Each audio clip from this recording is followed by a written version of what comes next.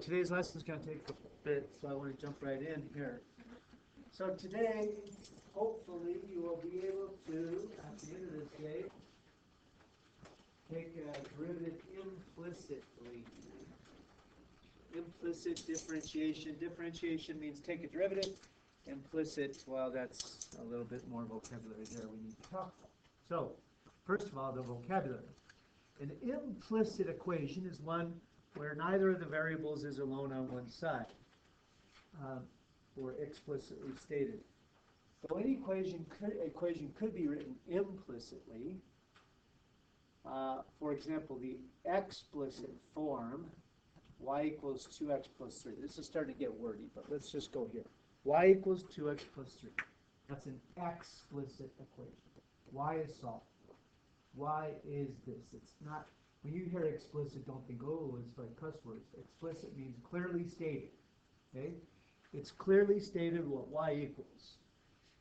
This same equation could be rearranged and it could look also like that. Negative 2x plus y equals 3. Now that's an implicit equation. Y is implied within. It's not clearly stated, but it is implied within what y is. You with me? All right then. So, is this first equation, is that an implicit or explicit equation? Implicit. Y is not solved for, or neither variable solved for. That's odd. What about the second one? Implicit or explicit? Explicit. Is it clearly stated what x is or what y is? What about the third one? Implicit or explicit? It's implicit. And the last one, implicit or explicit? Implicit. Now, we have only done implicit derivatives so far. When you have the equation y equals x squared, I know we focus more on the right side, and we don't spend enough attention to the left side, but when you take a derivative, you take the derivative of both sides. It's an operation. And yeah, the right side is the star of the show, but the left side we also took the derivative there. It is the derivative of y with respect to x. So we took the derivative of both sides, even before when we were doing explicit equations. All right? Now today, though, you're going to take implicit derivatives where y isn't clearly solved for. And how do you do it? Well, you do not solve for y and then take it explicit. This day is going to go terrible. I can tell right now. This computer has been wonky. All right. So, find the implicit derivative of equation here. Let's consider, first of all, that when you take an implicit derivative, it's chain rule city, baby. You got to be able to do the chain rule. So if I said, hey, take the derivative of f of x all squared, what would it be? 2 f of x to the first, because we take the derivative of the outside with the inside the same, times the derivative of the inside, which is f prime of x, okay? In other words, we use the chain rule. You with me? Cool. Now let's say, instead of f of x notation, we were using y notation. If I said, take that same derivative, function squared, but instead I called it y squared, we should get exactly the same result. Now when I say, first of all, take the derivative on the outside, that is the 2 comes down, drop it to 1, inside stays the same, okay? But then, times the derivative of the inside. And what is the derivative of the inside? Y, with respect to x. dy dx. It's just like up here. When I said take the derivative on the right side, y, with respect to x, it's not just 1. It's 1 dy dx. And so, when we take an implicit derivative, anytime we come upon a y term, we're going to take the derivative of the outer function, but then it'll be multiplied by a dy dx, representing the derivative of the inside function.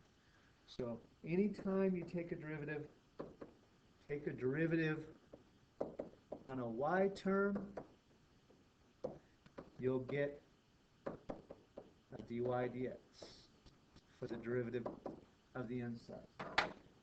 Now then, let's try. Is this the next one, your notes? Is this look good? Are we cool? This is not what you have? Alrighty.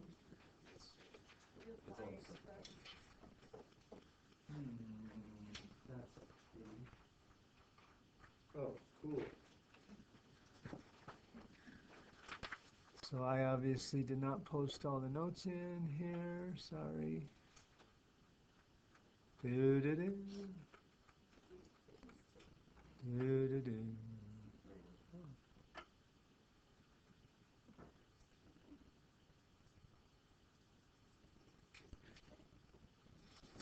Okay. Thank you, ma'am. Okay, so let's continue on here. All right, so when you take the derivative with respect to x of any y term, you use the chain rule, you'll pick up a dy dx when you do.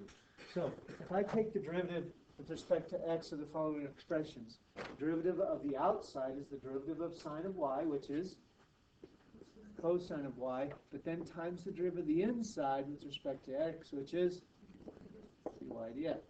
Cool. What about the derivative of e to the y with respect to x? E to the y for the derivative of the outside times dy dx for the derivative of the inside. You try the other two.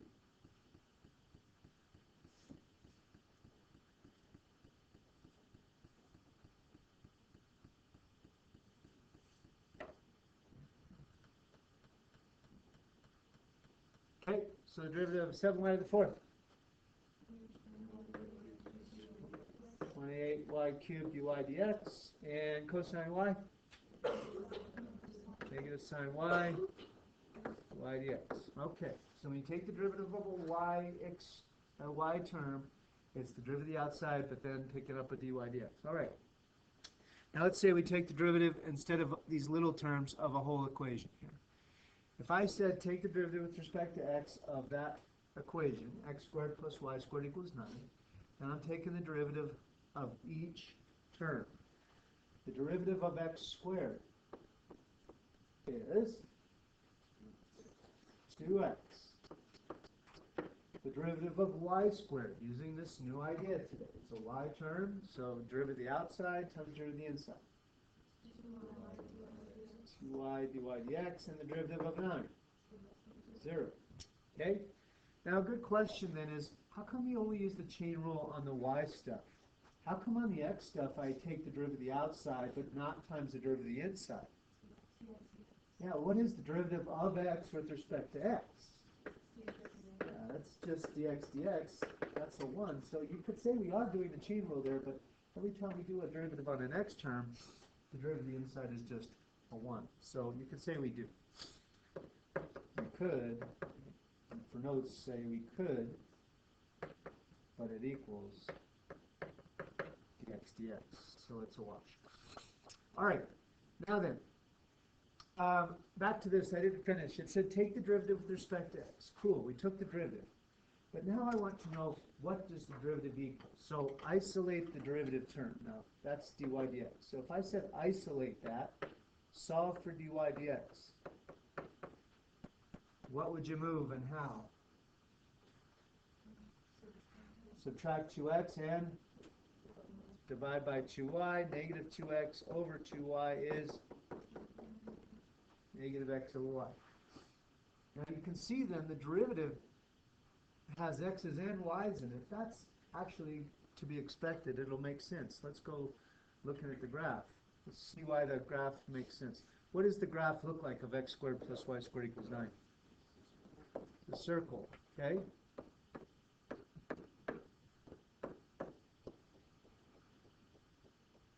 Cool. All right. So let's talk about why the derivative is different this time. Now the derivative has x's and y's in it, which is not what we've been seeing so far. You with me? Why does the derivative have x and y in it? Well, if I said the derivative if I ask what's the derivative of the curve at x equal 1, then doesn't that mean, all right, go to x equal 1 and find the tangent slope, right? Well, what is the tangent slope at 1? Well, it could be this, or it could be that. So that would not be enough information, not enough info. The slope depends on x and y, on knowing x and y. That makes sense because it's not a function of just x, it's a function of x and y, so the derivative will be just a function of x and y. Let's talk about the signs. We said the derivative is negative x over y up earlier, yeah? Okay, so in this quadrant, when I say x's and y's, isn't it positive x's and positive y's? Based on that, then, if I use positive x's and positive y's, how should these derivatives come out in quadrant 1? Negative, yeah? Does that make sense? That those slopes there are negative? Yeah. In quadrant, I guess I'll go quadrant 4 because I don't have any room. Quadrant 4, what are the signs of x and y? Positive x, negative y. So when I go to find dy dx, I have negative x over y, but I'll have negative of positive x's and negative y's. What would the signs be in this quadrant? They'll be positive. Does that make sense graphically, that these slopes in these quadrants will be positive? Yeah, it's logical. Yeah? What about at the x and y axis? At the y-axis,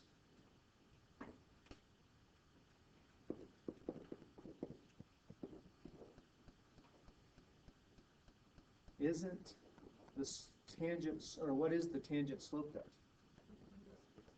Slope is 0.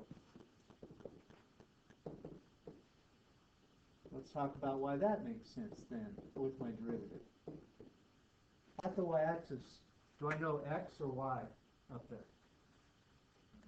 At that point, do I know? Well, I do know, actually, I know x and y, but isn't at the y-axis x always 0? And y could actually be 3 or negative 3. So that seems to be logical that the picture gives me 0 slope there because my derivative gives me 0 slope there. What about at the x-axis? Well, at the x-axis, the tangent slopes are vertical. Write yourself a note here that we'll come back to later. Slopes are vertical. Vertical slope, in terms of rise and run, does it rise when you have a vertical slope? From here to here, does it go up? Yeah, but does it run? Okay, so you get something non-zero over 0, or undefined slope. Doesn't it make sense that these are undefined at the x-axis here, because at the x-axis, dy dx, which is negative x over y, has a 0 in the denominator. Follow? Yes? No? Okay, cool. All right then, let's look at a couple gradually more difficult ones here. All right, so I have this implicit equation. Why is it an implicit equation? Because y is not solvable. Y is not explicitly stated. Y is kind of mixed up with it. Right, so I want to find dy dx. First thing I'm going to do is take the derivative with respect to x of both sides, and that means take the derivative with respect to x of each term. What's the derivative with respect to x of x squared? 2x. What is the derivative with respect to x of y squared? Now remember, when you do a y derivative, it's changing. So it's outside derivative, which is 2y times the derivative of the variable y, which is dy dx. Cool. Plus the derivative of 2x, 2, the derivative of 3y, 3 dy dx. Excellent. Derivative of negative 5, and derivative of 0. All right, cool. Now it said find dy dx. So I need to isolate dy dx now. How would you, this is largely an algebra question, how would you isolate dy dx? Okay, let's group the dy dx's and factor out the dy dx from those terms. We agree that I have two terms with the dy dx, and if I take those two together and factor out dy dx, I would have 2y plus 3 inside, yeah? What about all the stuff that doesn't have a dy dx?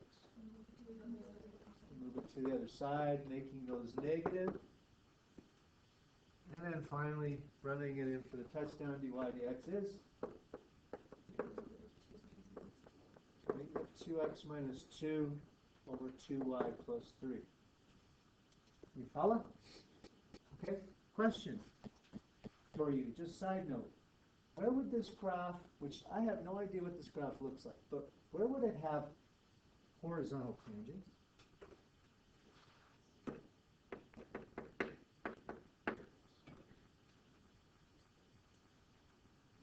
Horizontal tangents, is that if the slope is 0 or undefined? 0 over non-zero. So that implies that negative 2x minus 2 equals 0. So anywhere on the curve where x is negative 1. Now it also has to be on the curve. So I would, if they said where are the coordinates, not only would I have to get x as negative 1, but then I have to go back on the coordinates and find the equation and find the y that goes with those points. You with me? What if I said, where's their vertical tangent? Vertical tangents are where there is rise but no run. So that's 0 in the denominator. Less 1. Where would that be? If the denominator is 0, then that means 2y plus 3 equals 0. Anywhere where y is negative 3 halves, there would be a vertical tangent. And again, if I wanted the x and the y, I'd have to go back and put that into the equation and find the x that goes with it. So far, so good? All right, let's see, I guess. You try the first one, please.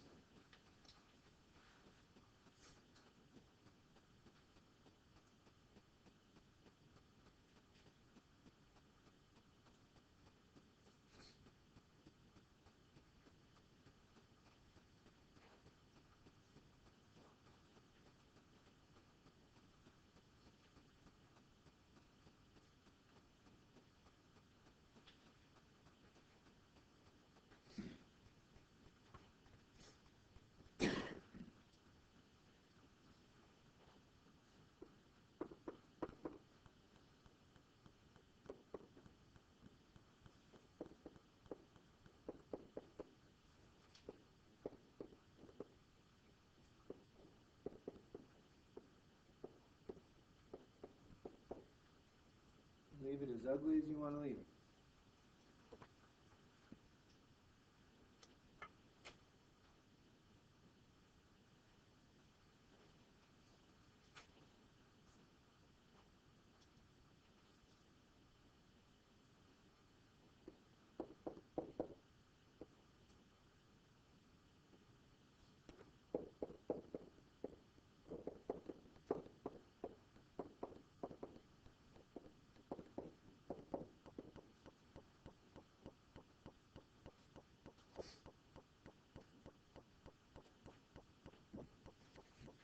Check your work. What'd you get for your derivative of the first one? Okay, let's go with Jim. What'd you get for the derivative of the first one?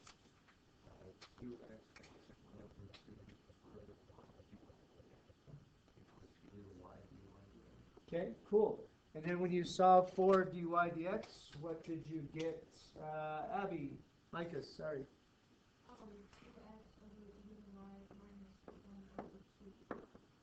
Okay. 1 over 2 root y is cool. I had exponent form, either one is fine. How we do? Did you succeed? Cool. All right. Try the next one. And we'll get a little more difficult after that.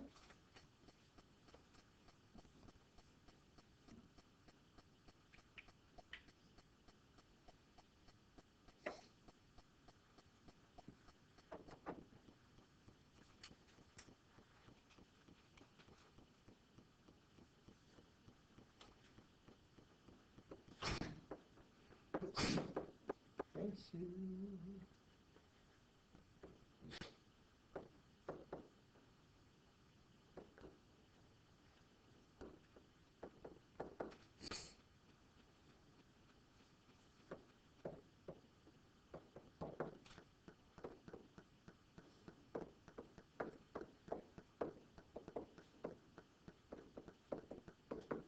All right, are you feeling something like 3 over root 2x divided by cosine y minus 2? Does that look about what you have? Okay.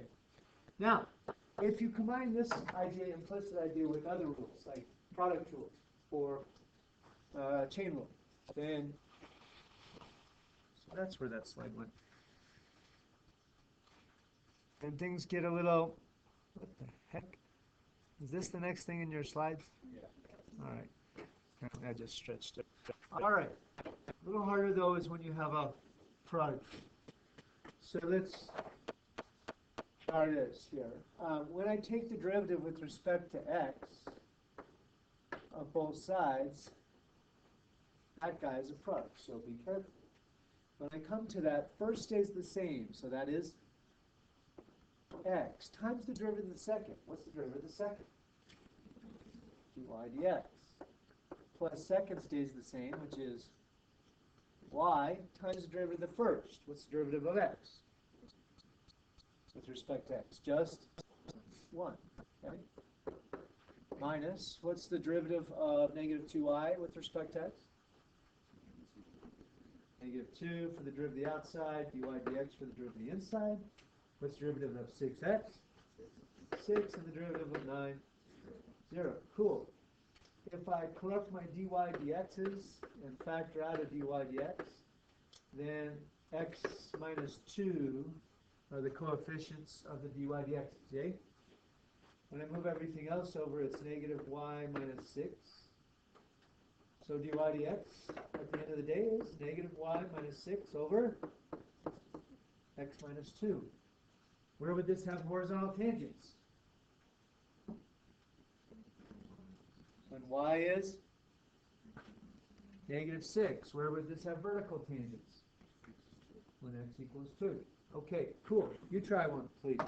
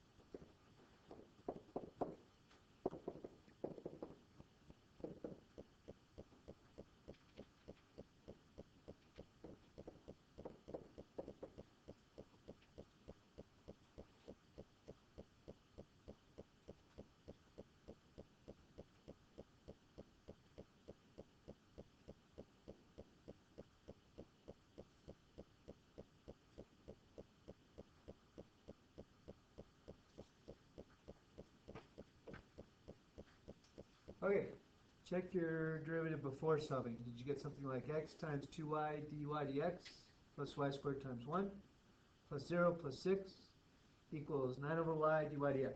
Do we agree with that still? Okay. Did you move all the dy dx's to the left or the right? Not that it matters, but How did you do it? To the left? It's like then you're going to have to move 1, 2, 3 things. That's crazy. Wouldn't you just, if you just move this to the right, wouldn't that just be one move? No, I don't. You just logged on to every, it's always got to be on the left. Always, every time. Is that what the idea is? Well, I refuse. So, y squared plus 6 equals 9 over y minus 2xy dy dx, yay? Dy dx is y squared plus 6 over 9 over y minus 2xy. Yay?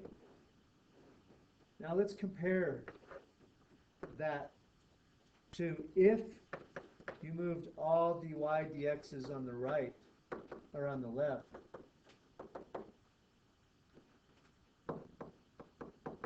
And if you moved your dy dx's on the left, wasn't it 2xy minus 9 over y? And on the right was negative y squared minus 6. Is that what you got if you moved all your dy dx's to the left? Yeah? Okay, so in terms of multiple choices, I guess depends on what side you moved yours to, but you need to understand that these are the same if you multiply by negative 1 over negative 1. In other words, if every single term has an opposite sign, that is the same. You follow? Okay. Now, this is one of the great gotchas for every starting calculus student, and that is, yeah, all right, I got you when you got a product, but when there's a negative in front of that product, mistakes get made. So be careful here. This negative in front, that's where you have to be careful. That's the great gotcha. Be on your game. So let's go here. 7 cosine x. What's derivative there with respect to x? Negative 7 sine x. All right. Now, there are a couple ways to deal with the negative. There's not one that's right or wrong. And as long as you're careful, it doesn't matter what you use. But how do you want to deal with the negative? Just factor it out front and do the product rule in parentheses, or lump negative in with x cubed and think of it like plus negative x cubed is the first y. Which would you rather do? The first one, negative all the way out front? Yeah. Okay, so negative all the way out front, and in brackets I'm going to do the product rule. Cool. What is the derivative on x cubed y squared with respect to x? First stays the same, x cubed. Derivative of the second with respect to x. 2y dy dx. Plus second stays the same, y squared. That's derivative of the first with respect to x. 3x squared. Okay? Done with that product. Now we go close in the parentheses or brackets and go to the derivative of 3x, which is 3, and the derivative of negative y. Negative 1 dy dx, or just negative dy dx. Yay? All right. So let's distribute the negative. Negative sine of x minus 2x cubed y dy dx minus 3x squared y squared plus 3 equals negative 1 dy dx. All the dy dx is on the left or the right?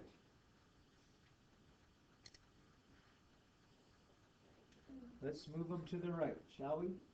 So negative 7 sine of x minus 3x squared y squared plus 3 stays on the left side, and on the right side I get 2x cubed y's minus 1 dy dx's. Do you concur? So dy dx is, at the end of the day,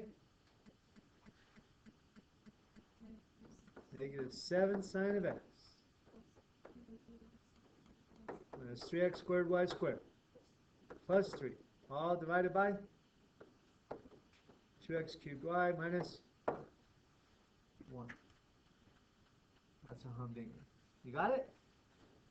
Okay, now, it's not a really big part of this lesson, but it is part of related rates. And that is sometimes, instead of taking the derivative with respect to x, you take the derivative with respect to t. So as you get more and more into your calculus knowledge, you'll see that this means take the derivative of each term with respect to t. Now, if you're sitting there thinking, does this know what that means with respect to t? I don't even know what that means, derivative with respect to anything. As time goes on, it'll make more and more sense, I promise you, but for now, let's just take the derivative with respect to t. Now, when I take the derivative of x squared, now, with respect to t, it's the derivative of the outside, 2x, but now times the derivative of the inside, not with respect to x anymore, not dx dx anymore, now it's with respect to t. So that's dx dt. In other words, x is changing with time, not with itself. And y squared, the derivative of y squared with respect to t. 2y dy dt. Again, taking the derivative with respect to time. What about the derivative of 2x with respect to t? 2 dx dt. Derivative of 3y with respect to t. 3 dy dt. The derivative of 5. And 0. Okay. It says find the x dt. That's these guys here, yeah? So if I collect those and factor, isn't it 2x plus 2 and a dx dt? If I move the other guys over, because they're not dx dt terms, then they would be something like negative 2y. Do you want to keep the dy dt's in or just factor it out? All right, so negative 2y minus 3 all times a dy dt. Isolating dx dt then, dx dt is negative 2y minus 3 dy dt all over 2x plus 2. And that dy dt is kind of like one big thing. You don't separate dy on the top and dt in the bottom. You just put it together, or you keep it together like that. Keep this together. All right. Last thing. I think there's something at the bottom of your notes about horizontal tangent. Is that true?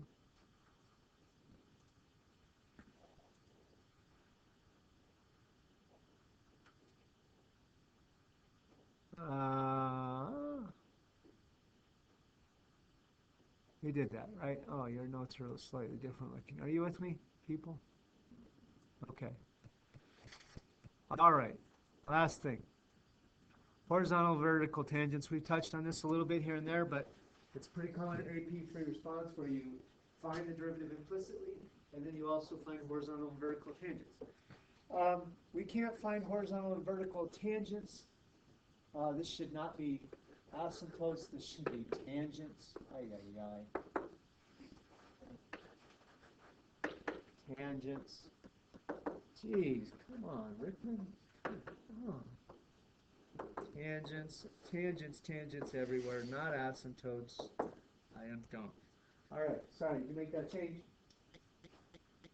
Those changes, 4 changes. All right, so I need to find where there's a horizontal tangent and a vertical tangent. I do that, like always, with the derivative. So would you please take the derivative on that, being careful with the product rule and the negative, and let's see if we can get this derivative nailed without error.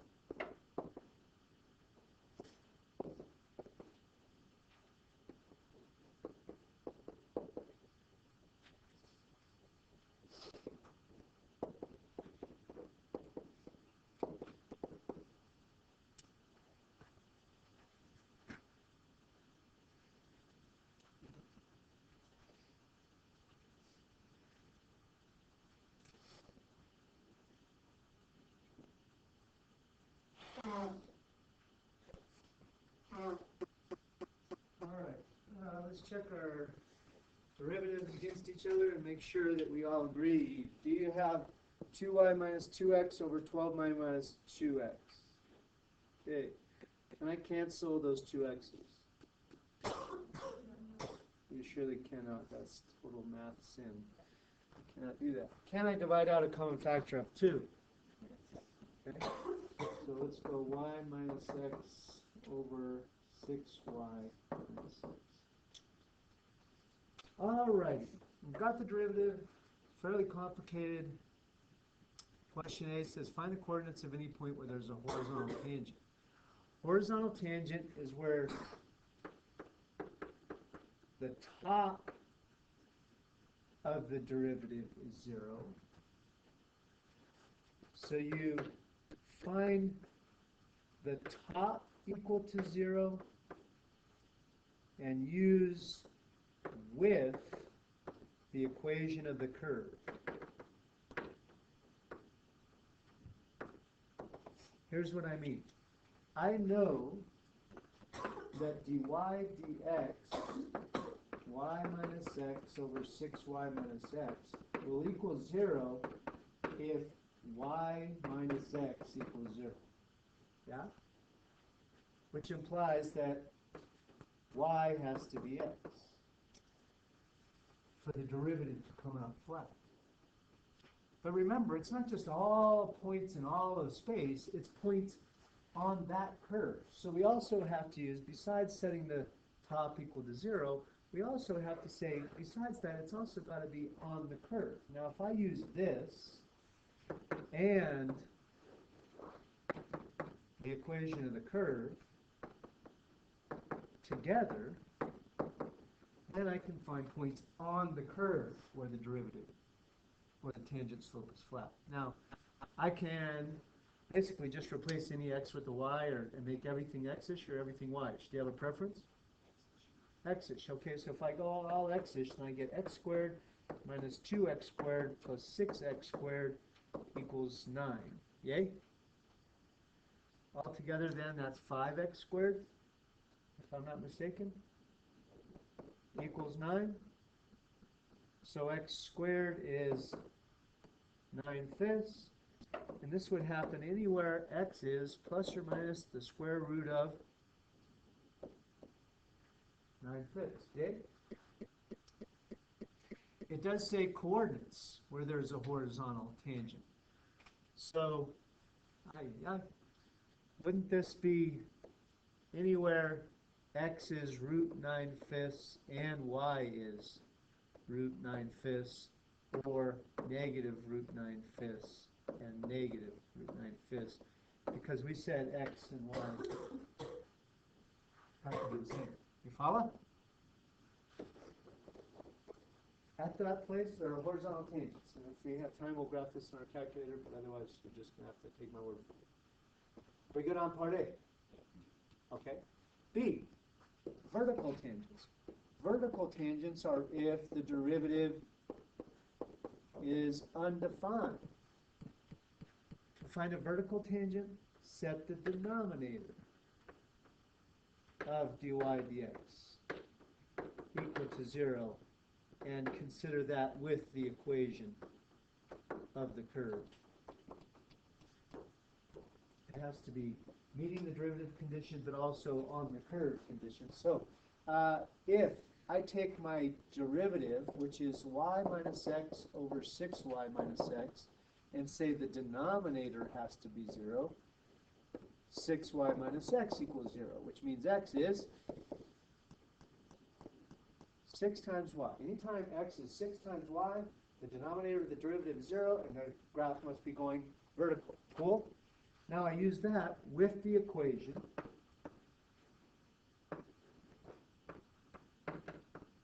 They have to both be satisfied. It's not just random anywhere x is 6 times y, but also points on the curve where x is 6 times y.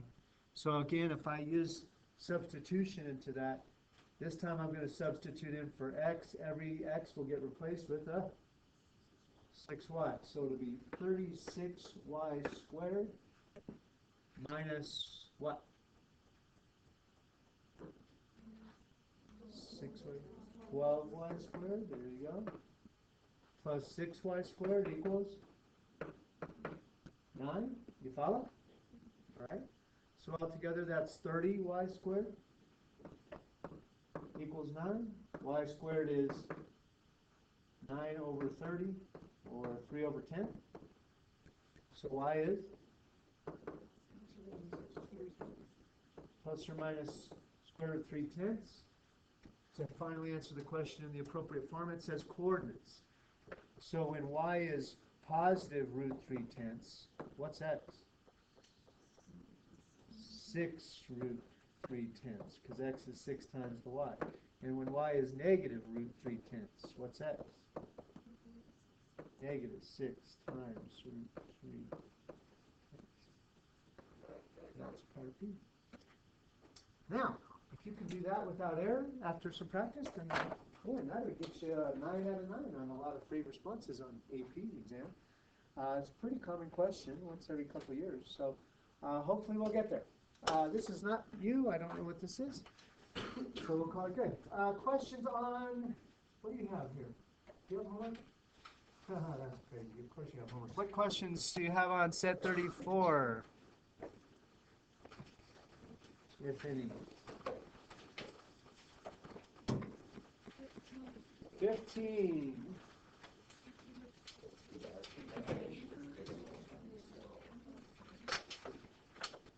34. 15. Somebody said another one I couldn't miss. 19. Okie dokie.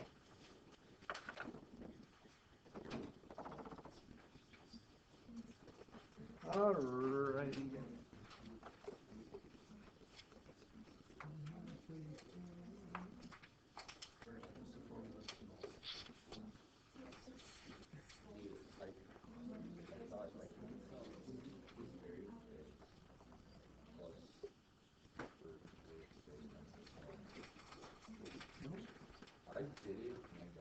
Okay, sorry.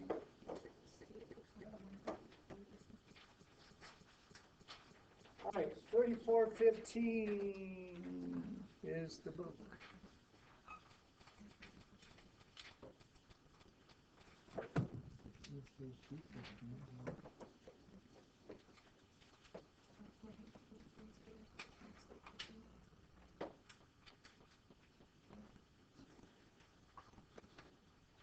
All right. So this will be a skill you need to show on the test tomorrow. Do you understand reciprocal graphing? Y is x squared minus 2x minus 1 half y equals 1 over f of x. All right. Before I can graph the reciprocal, I might have to graph the original. So this guy, fuck on it, it's supposed to factor, but it doesn't. How did you graph? Do you remember how to graph something that doesn't factor? Let's complete the square, shall we? It's good review. At least that way, when it's in standard form, you know where the vertex is. So if I push the negative 1 off to the side, what goes here? Plus 1, and how must I balance the equation? Minus 1. So this in standard form is x plus 1 squared minus 2. How is the parabola shifted?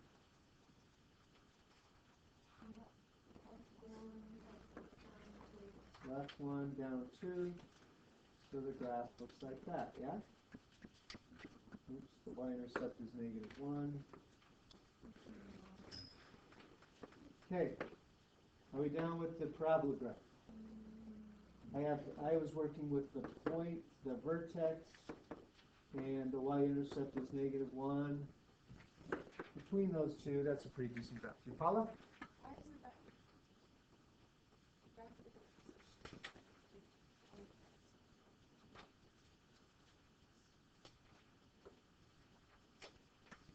Oh, that's right. Oh, it's because I'm stupid. That's why it's right. If it's x minus squared minus 2x, should this be plus 1? No, it should be minus 1. Sorry. Okay. So it is right 1 down 2. The y-intercept is negative 1. So there's my problem. That's better. Okay. Now let's talk to reciprocal ideas. What's one of the big ideas? Where the original function has zeros, the reciprocal will have vertical asymptotes. Okay? On the far left graph, where f is positive, the reciprocal is still positive, so it's still going to be above the axis, but it's going to be shaped in the opposite way. As this gets big, the reciprocal gets small. So it might look like this on the outsides. On the inside, it's negative. The graph of the original function is negative, so the reciprocal is negative. It'll be below the axis. In terms of shape, as this guy gets small, the reciprocal gets negatively large. How high will it go? If it's a reciprocal, then the reciprocal of the low point, negative 2, is negative 1/2. There's your graph in red. You with me? Okay. 19. Is 19 still a question? Anybody need 19 still? Whoever asked that? Yeah. Okay.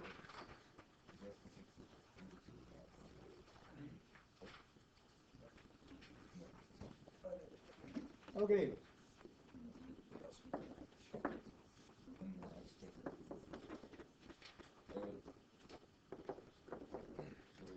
This is a bit of a humdinger here.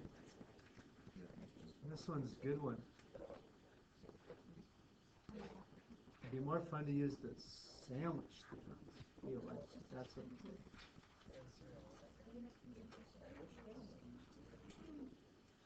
forget a table. Let's do this in a totally new way. What do you say? Okay, we're going to do this by what's called the sandwich theorem. Okay? Tell me this. I have no idea what sine of 1 over x looks like, but would you agree that sine of anything is always between 1 and negative 1? Even with 1 over x. Sine still has to be between negative 1 and 1. Okay? Okay. Do you also agree that if I multiply by x squared, that's a positive number, so that doesn't change the inequality? Okay. Shoot. All right. Now then, that means that our graph has to be between these two graphs. And so as we approach 0, the limit must be 0. That's good. Okay. Just write sandwich theorem in the box. Have a nice day.